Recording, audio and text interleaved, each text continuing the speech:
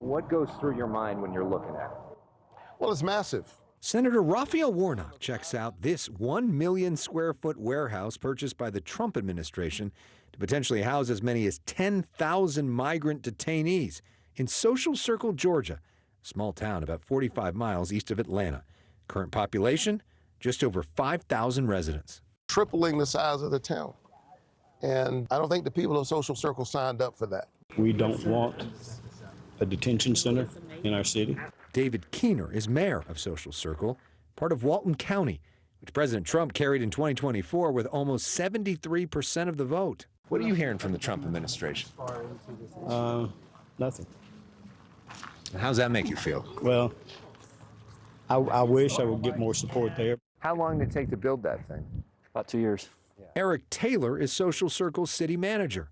He says this building was not originally designed to house people. It was built for kind of be a hub for a large retailer, somebody like, Amazon or Wayfair. DHS telling us, quote, "These are not warehouses. These will be very well-structured detention facilities meeting our regular detention standards." Nice to meet you, Senator. Thank you for coming.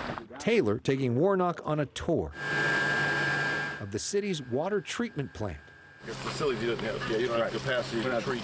Right. Taylor says this structure, built in 1962, can barely handle current demand.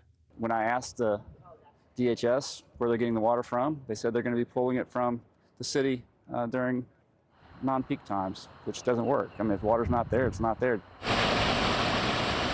This is the current wastewater treatment plant. As you can see, it's not very big. Those who work here say there is no way this plant could handle the potential demand. There's no way to treat that amount of water. Jay Link is the sewer and wastewater superintendent. He says sewer water like this could end up in this local river, endangering fish and wildlife. You're saying that you need 2 years to build a new plant and they want this open in a month? That's correct. DHS also told us, quote, "Sites will undergo community impact studies and a rigorous due diligence process to make sure there is no hardship on local utilities or infrastructure prior to purchase."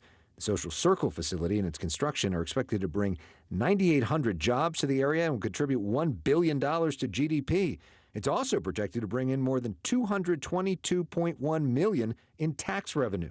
This property will be removed from our tax rolls because it's government-owned. Taylor is worried about losing tax revenue and concerned about safety at the elementary school located just 4,000 feet from the warehouse. What's it going to mean for our public safety? What does it mean for our police force? What does it mean for our firefighters? DHS sent us images of undocumented men arrested in Georgia they say are convicted for crimes like manslaughter and rape. Where should people be detained? If people are here illegally, where should they go? Listen, regardless of where you are on the president's policies, the folks here, again, they voted for this president.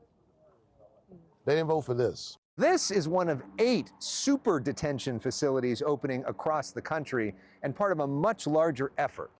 That effort expected to cost an estimated $38 billion to build an additional 92,600 beds. The hope to increase enforcement and activate all this by November. Are any of these detention mega centers being welcomed by the local communities? Not as far as I've seen. CNN's Rafael Romo has reported on these efforts across the country. He says there's political pressure from the top to speed up the pace of detentions. The idea is to get me these numbers because I have promised to deport 1 million people per year during my administration. And so the local people are the ones who are paying for it. Logistically, it is not feasible. Residents are pushing back on a proposed facility in Oakwood, Georgia. City manager B.R. White says the feds never contacted the city. We've been sidelined and steamrolled over. Warnock introduced a measure in the Republican-controlled Senate to defund the facilities in Oakwood and Social Circle. Are there Republican votes to actually stop this? Is there a way to get this thing? Well, that's a good question. I'm standing in a district with a Republican congressperson. So I think my colleagues need to ask themselves, are they there to fight for the people that they actually represent? Or are they just there to do the president's bidding no matter what?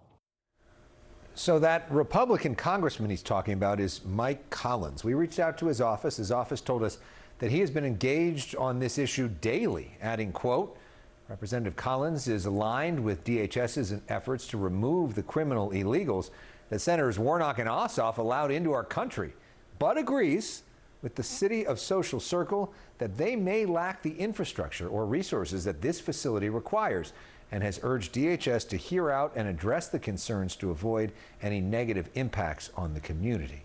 We have also asked DHS about the other facility in Oakdale, Georgia. We're waiting to hear back on that.